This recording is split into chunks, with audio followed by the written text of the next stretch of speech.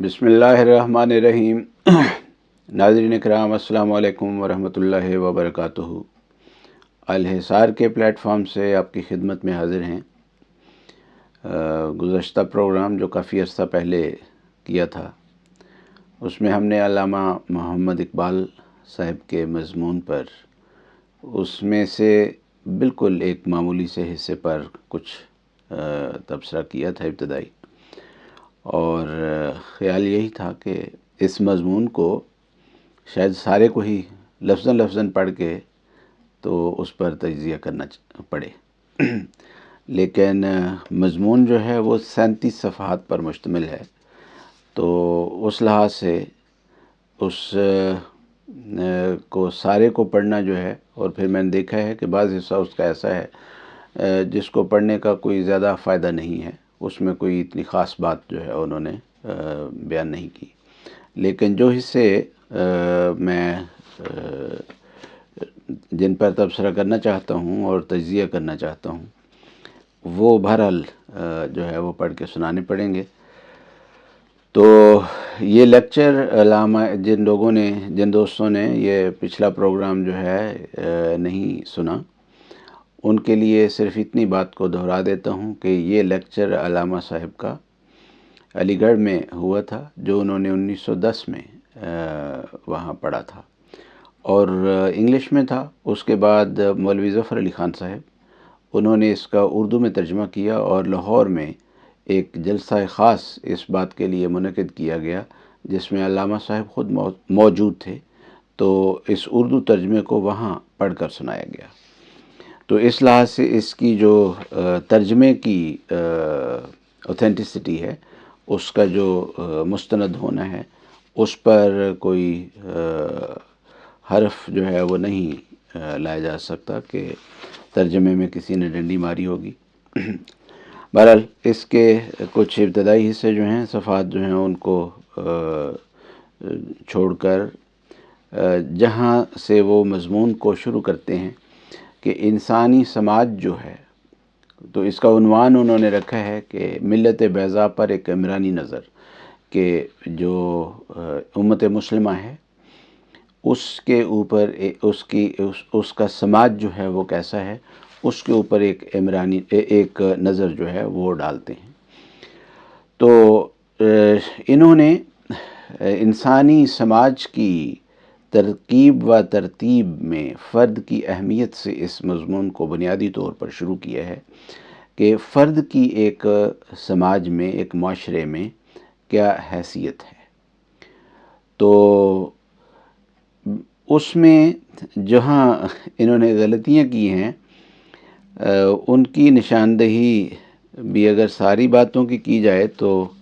وہ بھی کافی لمبا مضمون ہو جائے گا، لیکن میں ان کے اس حصے کو پڑھ کے اس پر مختصر تبصرہ کر دیتا ہوں۔ اس کے صفحہ نمبر 5 پر فرماتے ہیں، اور جس طرح یعنی جماعت کی زندگی بلحاظ اپنے اجزائے ترکیبی یعنی افراد کی زندگی کے بالکل جداگانہ ہوتی ہے، اور جس طرح ایک جسم ذوی الاعضاء مریض ہونے کی حالت میں بعض دفعہ خود بخود بلا علم و ارادہ اپنے اندر ایسی قوتوں کو برانگیختہ کر دیتا ہے جو اس کی تندرستی کا موجب بن جاتی ہے،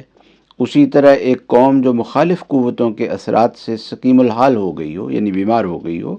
بعض دفعہ خود بخود رد عمل کرنے والی قوتوں کو پیدا کر لیا کرتی ہے۔ مثلا قوم میں کوئی زبردست دل و دماغ کا انسان پیدا ہو جاتا ہے، یا کوئی نئی تخیل نمودار ہوتی ہے، یا ایک ہمگیر مذہبی اصلاح کی تحریک بروئے کار آتی ہے، جس کا اثر یہ ہوتا ہے کہ قوم کے قوائے ذہنی و روحانی تمام باغی اور سرکش قوتوں کو اپنا مطیع و منقاد بنانے اور اس مواد فاسد کو خارج کر دینے سے جو قوم کے نظام جسمانی کی صحت کے لیے مضر تھا، قوم کو نئے سرے سے زندہ کر دیتے ہیں۔ جہاں تک جسمانی نظام کا تعلق ہے تو ان کی بات یہاں تک تو درست ہے کہ انسانی جسم جو ہے اللہ تعالیٰ نے ایسا ہی بنایا ہے کہ اس کے اندر ایک قوت مدافعت ہے، اور روحانی نظام کے اندر بھی ایک قوت مدافعت جو ہے وہ ضرور ہوتی ہے۔ لیکن علامہ صاحب کی یہ جو آخری بات انہوں نے کہی ہے کہ ایک جب پوری کی پوری مثلا قوم میں کوئی زبردست دل و دماغ کا انسان پیدا ہو جاتا ہے، یا کوئی نئی تخیل نمودار ہو جاتی ہے، یا ایک ہمہ گیر مذہبی اصلاح کی تحریک بروکار آتی ہے، کہ جب قوم کی قوم جو ہے وہ بیمار ہو جائے اور روحانی طور پر وہ اس حال کو پہنچ چکی ہو کہ اس کو سقیم الحال یعنی بیماری کی حالت میں کہا جائے، تو ان کا خیال یہ ہے، یہاں سے جو مجھے کم از کم تاثر مل رہا ہے، کیونکہ انہوں نے اس میں کوئی ذکر نہیں کیا اس بات کا کہ وہ آسمانی مصلح جو ہے وہ پھر اللہ تعالیٰ بھیجا کرتا ہے، تو یہ سمجھ رہے ہیں، اور جہاں تک میں سمجھ پایا ہوں غامدی صاحب کو بھی، وہ بھی یہی سمجھتے ہیں کہ قوم کے علماء جو ہیں وہی امت کی اصلاح جو ہے وہ کر لیں گے، اور بعض دوسرے علماء جو ہیں وہ بھی یہی سمجھتے ہیں۔ تو علامہ صاحب نے یہاں پر اس آسمانی مصلح کا ذکر نہیں کیا کہ جہاں یہ مسلم امت کی بات کر رہے ہیں کہ مسلم امت کا اگر سماج خراب ہو گیا ہے، اگر ان کی روحانی حالت خراب ہو گئی ہے تو یہ سدھرے گی کیسے؟ تو علامہ صاحب کے نزدیک یا تو کوئی ایک فرد خود بخود ہی پیدا ہو جائے گا، اس میں ایسے دل و دماغ کا انسان پیدا ہو جائے گا، یا یہ ہے کہ کوئی تحریک اٹھ کھڑی ہوگی، جس طرح مثلاً بر صغیر میں یہ جو مودودی صاحب کی ایک تحریک تھی وہ کھڑی ہوئی، یا بریلویوں کی ایک تحریک کھڑی ہوئی، دیوبندیوں کی ایک تحریک کھڑی ہوئی، تو اس طرح، یا سعودی عربیہ میں امام عبدالوہاب صاحب جو ہیں انہوں نے ایک وہابی تحریک جو ہے وہ شروع کی، تو اس طرح کی وہ تحریک سے کوئی امید لگائے بیٹھے ہیں۔ لیکن علامہ صاحب حضرت محمد مصطفیٰ صلی اللہ علیہ وسلم کی طرف رجوع کرنے کے لیے یہاں ان کو توفیق نہیں ملی، جبکہ حضرت صلی اللہ علیہ وسلم نے بہت واضح ارشادات موجود ہیں کہ آپ نے فرمایا کہ کیف تہلک امۃ انا فی اولھا والمسیح فی آخرھا، کہ یہ تحریکات سے، زمینی تحریکات سے یہ امت جو ہے یہ زندہ ہونے والی نہیں ہوگی اس وقت جب اس طرح پر روحانی بگاڑ جو ہے وہ پیدا ہو جائے گا،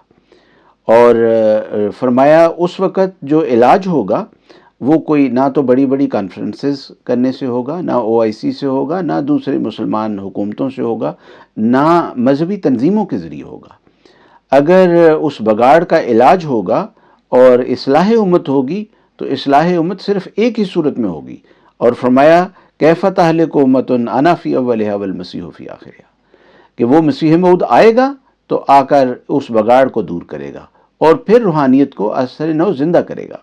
اور اسی مضمون کو بخاری شریف کی اس حدیث میں حضرت صلی اللہ علیہ وسلم نے فرمایا لو کان الایمان معلقا بالثریہ لنالہ رجل من ہؤلاء اور رجال، کہ اگر ایمان ثریہ ستارے پر بھی چلا گیا ہو، یعنی بالکل دلوں سے اٹھ گیا ہو، اور روئے زمین پر کہیں ایمان جو ہے وہ نظر نہ آتا ہو، تو فرمایا اس وقت بھی اللہ تعالیٰ پھر کسی کو بھیجے گا، اور وہ جس کو بھیجے گا وہ پھر وہاں سے اس کو لا کے دلوں میں نافذ کر دے گا۔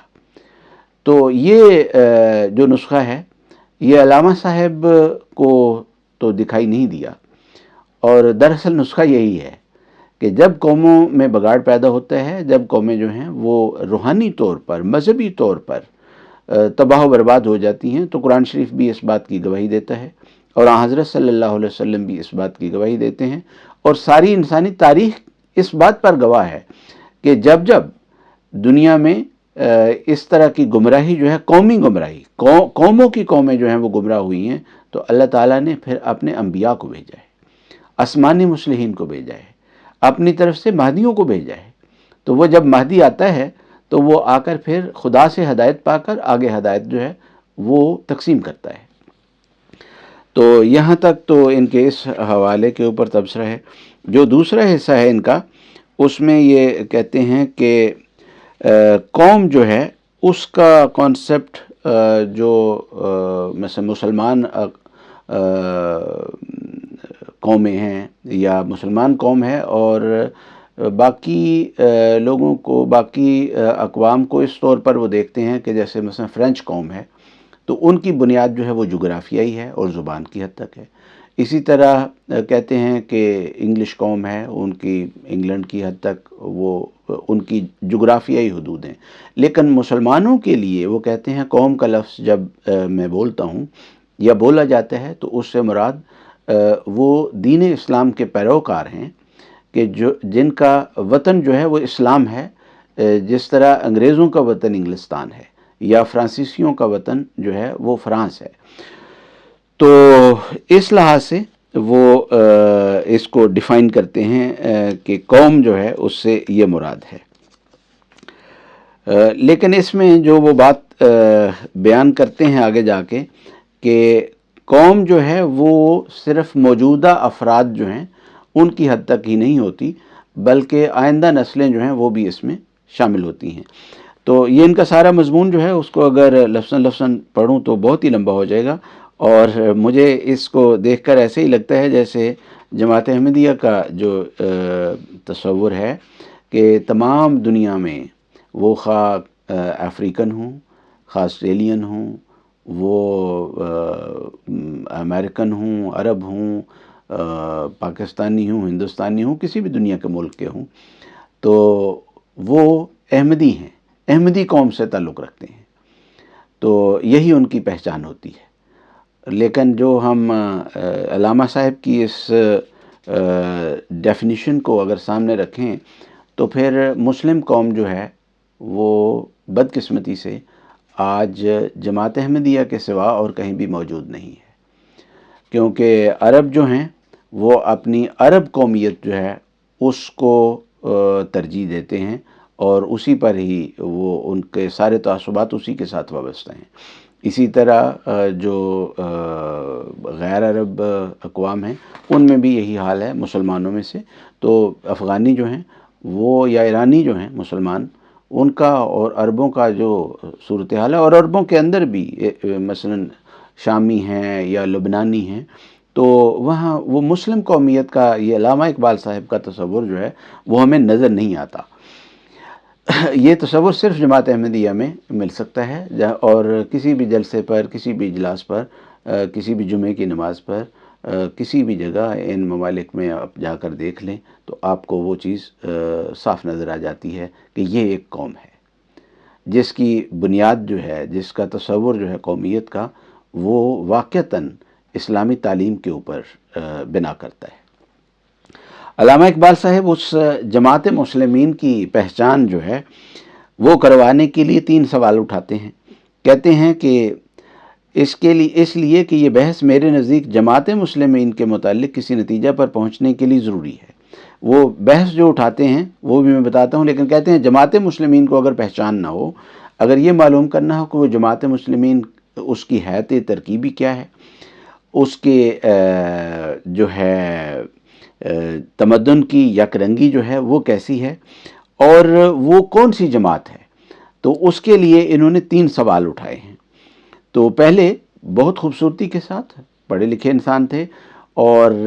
زمانے کو بھی دیکھا ہوا تھا، تو انہوں نے بہت خوبصورتی کے ساتھ یہ 3 سوال اٹھائے ہیں. میں نے گزشتہ پروگرام میں بھی شاید ان تینوں سوالوں کا ذکر کیا تھا کہ جماعت المسلمین کی حیثیت ترکیبی جو ہے وہ کیا ہوگی، اور پھر اسلامی تمدن کی یک رنگی جو ہے وہ کیسی ہوگی، اور اس سیرت کا نمونہ جو مسلمانوں کی قومی ہستی کے تسلسل کے لیے لازمی ہے. تو جماعت المسلمین کی حیثیت ترکیبی جو ہے، تو جیسے میں نے عرض کیا ہے وہ اس بات کو بار بار بیان کرتے ہیں کہ معتقدات جو ہیں وہ ان کی حیثیت ترکیبی میں ایک سینٹرل رول پلے کرتی ہے، اور اس کا دار و مدار جو ہے جماعت المسلمین کی حیثیت ترکیبی کا، یعنی ان کے خواہ وہ آسٹریلیا کے رہنے والے اس قوم کے افراد ہوں، جماعت المسلمین کے افراد ہوں، خواہ وہ امریکہ کے رہنے والے ہوں، خواہ وہ کینیڈا کے رہنے والے ہوں، عرب کے رہنے والے ہوں، ان کے اعتقادات ایک ہی ہیں. تو یہ بات جو ہے سوائے جماعت احمدیہ کے اور کہاں مل سکتی ہے. احمدی خواہ وہ امریکن ہو، خواہ وہ کینیڈین ہو، خواہ وہ پاکستانی ہو یا ہندوستانی ہو، دنیا کے کسی ملک کا ہو، اس کے اعتقادات جو ہیں وہ وہی ہیں جو حضرت مسیح موعود علیہ الصلوۃ والسلام اور آپ کے خلفاء اعظام نے ان کو ڈیفائن کر دیا ہے کہ یہ اعتقاد ہیں ہمارے. تو اس کے بعد دوسرا حصہ جو ہے وہ کہتے ہیں کہ اسلامی تمدن کی یک رنگی جو ہے، تو یک رنگی جو ہے وہ بھی اگر دیکھنی ہو تو یہ بھی جماعت احمدیہ کے ہی ہر فورم پر دیکھی جا سکتی ہے. اس میں آگے جا کے ایک بات انہوں نے کہی ہے، اور وہ بات میں پڑھ کے سنا دیتا ہوں. کہتے ہیں اس میں شک نہیں کہ قوم عرب نے جس کے بدن سے اسلام پیدا ہوا اس کی پولیٹیکل نشو و نما میں بہت بڑا حصہ لیا. یعنی قوم عرب جس میں اسلام پیدا ہوا، جس کے بدن سے اسلام پیدا ہوا، اس کی پولیٹیکل نشو و نما میں بڑا حصہ لیا. بڑی بدقسمتی ہے کہ علامہ صاحب کو عرب قوم میں صرف پولیٹیکل جو حصہ ہے وہی نظر آتا ہے، حالانکہ حضرت صلی اللہ علیہ وسلم کوئی صرف پالیٹکس سکھانے کے لیے تو نہیں آئے تھے، وہ کوئی سیاستدان تو نہیں تھے، اور امت مسلمہ کا کل سرمایہ حیات جو ہے وہ حضرت صلی اللہ علیہ وسلم کی سنت نبوی کی پیروی میں ہے. اور کہتے ہیں کہ لیکن اسلامی علوم و فنون اور فلسفہ و حکمت کے انمول موتیوں کے رولنے کا کام، اور یہ وہ کام ہے جو نفس ناطقہ انسانی کی اعلیٰ زندگی کے کارناموں سے متعلق ہے، زیادہ تر غریب عرب اقوام ہی نے انجام دیا. معلوم ایسا ہوتا ہے کہ اسلام کا ظہور قوم عرب کی زندگی کی تاریخ میں یزداں طلبی کی ایک آنی و عارضی جھلک ہونے کے لحاظ سے گویا برق کی چشمک تھی یا شرار کا تبسم تھا، لیکن اسلام کی دماغی توانائیوں کا جولانگاہ عرب نہ تھا بلکہ عجم تھا. نہایت ہی بیہودہ قسم کا یہ خیال ہے جو انہوں نے پیش کیا ہے، اور اس کی وجہ ہے کہ یہ اس زمانے میں، یہاں اسی مضمون میں بھی انہوں نے اس بات کو ذکر کیا ہے کہ ایرانی انقلاب سے یا ایران میں اسلام کی فتوحات جو ہوئی ہیں ان کو یہ اسلام کی زندگی کا سب سے اہم واقعہ قرار دیتے ہیں. تو دراصل بات یہ ہے کہ حضرت صلی اللہ علیہ وسلم جن کے متعلق قرآن شریف نے کہا ہے کہ لَقَدْ كَانَ لَكُمْ فِي رَسُولِ اللَّهِ أُسْوَةٌ حَسَنَةٌ، خواہ وہ سیاست ہو، خواہ وہ اقتصادیات ہوں، خواہ معاشرت ہو، خواہ کسی بھی زندگی کے پہلو کو آپ لے لیں، تو حضرت صلی اللہ علیہ وسلم اور آپ کے صحابہ جو ہیں انہوں نے لیڈنگ رول پلے کیا ہے. حضرت صلی اللہ علیہ وسلم سے صحابہ نے جو تربیت پائی، اس کے نتیجے میں انہوں نے ہر جگہ جا کر ان کا اولین جو فریضہ تھا وہ روحانیت کو زندہ کرنا تھا، انسانوں کا خدا کے ساتھ تعلق جو ہے اس کو زندہ کرنا تھا، اور ہاں سیاست کے جو پاکیزہ اصول ہیں وہ بھی سکھائے ہیں آپ نے، جنگوں کے جو پاکیزہ اصول ہیں وہ بھی سکھائے ہیں. تو یہ علامہ صاحب کا یہ جو بات ہے نا کہ دماغی توانائیوں کا جولانگاہ عرب نہ تھا بلکہ عجم تھا، تو وہ مسیح موعود علیہ الصلوۃ والسلام نے تو اس طور پر اس بات کو بیان فرمایا ہے، فرمایا ہم ہوئے خیر امم، تجھ سے ہی ہے خیر رسول، تیرے بڑھنے سے قدم آگے بڑھایا ہم نے. کہ یعنی جہاں محمد مصطفیٰ صلی اللہ علیہ وسلم کے قدموں کے نشان جو ہیں وہ ہمیں ملتے ہیں تو ہم وہاں ہی ان کو چومتے ہوئے ان کی پیروی کرتے ہیں. تو یہ علامہ صاحب جو ہے وہ نامعلوم کس طرح اس بات کو لے رہے ہیں. کوئی اگر اس کا بہت ہی جو ہے وہ مضمون کھینچ تان کے نکالا جا سکے تو وہ یہ ہے کہ اسلام کی جو اشاعت ہے اس میں غیر عرب قوموں نے بہت حصہ لیا ہے بعد کے زمانوں میں. جیسے حضرت مسیح موعود علیہ الصلوۃ والسلام کے زمانہ میں اسلام کی اشاعت اور غلبے کے لیے، جو ظاہر ہے مسیح موعود علیہ السلام عجمی تھے، عرب نہیں تھے، تو یہ جو حصہ ہے یہاں تک اس بات کو اگر علامہ صاحب کی اس بات کو کھینچ تان کر لایا جائے، لیکن اس میں کوئی گنجائش اتنی زیادہ نہیں ہے کہ علامہ صاحب کو اتنا زیادہ مارجن جو ہے وہ دیا جائے. اور یہاں پر اس پروگرام کو ہم روکتے ہیں اور آگے اسی مضمون کو ہم جاری رکھیں گے تاکہ اس مضمون کو جتنا جلدی سے جلدی ہو سکے ختم کر کے. تو اور کچھ کافی سارے اہم مضامین ہیں جن کو بیان کرنا ہے، کوشش کرنی ہے کہ آپ تک جو ہمیں سمجھ آئی ہے ان سب کو پڑھ کے غور کر کے تو وہ آپ تک بھی پہنچائیں. جزاکم اللہ تعالی و احسن الجزا. السلام علیکم ورحمۃ اللہ وبرکاتہ.